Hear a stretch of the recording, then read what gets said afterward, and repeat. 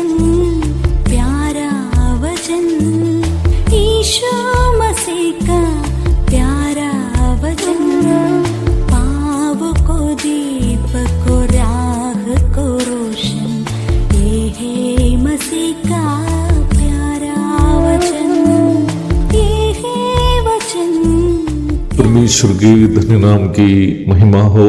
प्रभात मनन के सत्र 2158 में आप सभी का बहुत ही विनम्रता के साथ स्वागत करता हूँ।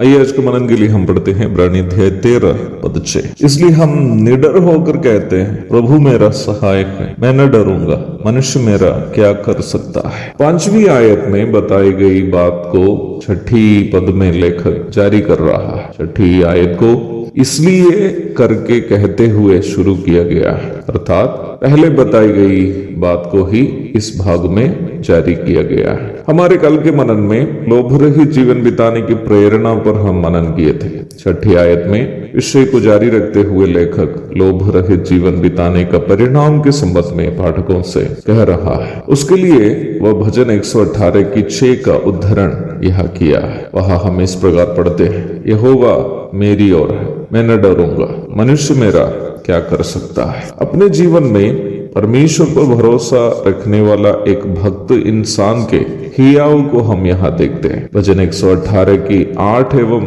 9वीं पदों में भजनकार अपने अनुभव के बारे में आगे कहते हुए भी हम पढ़ते हैं, यहोवा की शरण लेनी मनुष्य पर भरोसा रखने से उत्तम है। यहोवा की शरण लेनी प्रधानों पर भी भरोसा रखने से उत्तम है। मेरी समझ से भजनकार यहाँ हमें सलाह नहीं दे रहा है, बल्कि अपने जीवन का अनुभव हमारे साथ साझा कर रहा है। उन्होंने अपने जीवन से यह अनुभव किया है कि मनुष्य पर भरोसा रखने से, बड़े बड़े लोगों पर भरोसा करने से अच्छा अपने जीवन की जरूरतों के समय परमेश्वर पर भरोसा करना है। अवश्य ध्यान दे प्यारो, जीवन के हर क्षेत्र में परमेश्वर पर भरोसा करने का एक व्यक्ति का हिया और साहस एक लोभ रहित जीवन का परिणाम है। प्रेरित पौलुस एक लोभ रहित जीवन का उत्तम उदाहरण है। पौलुस के जीवन के लगभग अंतिम चरण में वह रोम की ओर यात्रा करने के पूर्व इफिसुस के प्राचीनों को मिलकर विदा होते समय उन लोगों से पौलुस का प्रस्ताव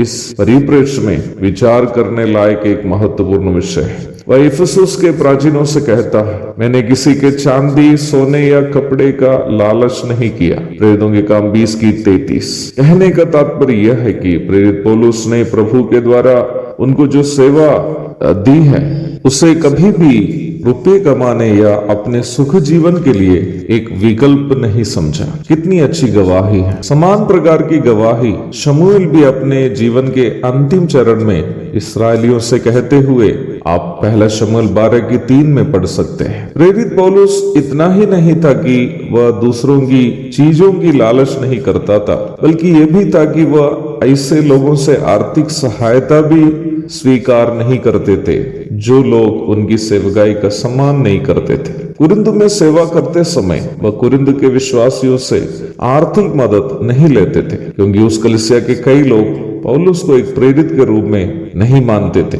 2 कुरिन्थी अध्याय 11 पद 8 और 9। ये ध्यान दे कि कुरिन्थ की कलीसिया स्वयं पौलुस मेहनत करके खड़ी की गई कलीसिया थी। उसके बावजूद भी उन्होंने उन लोगों से आर्थिक सहायता स्वीकार नहीं किया। अनुचित स्रोतों से आर्थिक सहायता ग्रहण नहीं करने का पौलुस का स्वभाव एक ही समय उनका लोभ रहित आदत को और वैसे ही सेवा में उनका हियाव और परमेश्वर पर उनका भरोसा का प्रमाण है। पहली शताब्दी में कलीसिया को बुरी तरह प्रभावित की गई यहूदी संप्रभुतावाद अथवा यहूदी वंश के विश्वासियों को कलीसिया में श्रेष्ठता का दावा करने वाली झूठी शिक्षा के खिलाफ निडर होकर आवाज उठाने के लिए भी पौलुस की प्रेरणा परमेश्वर पर उनका अटल भरोसा था। गलाती अध्याय 2 की 6 और 11 से 14 तक पढ़िएगा।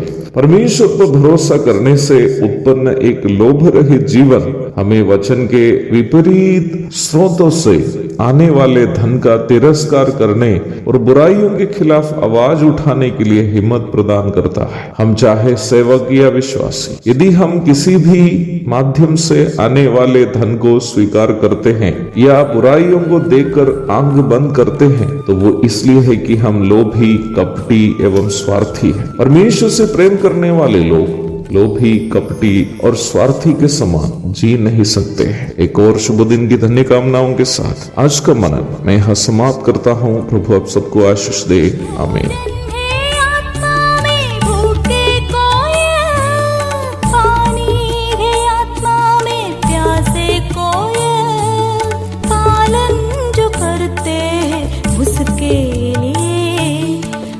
आशीष पाने का साधन है।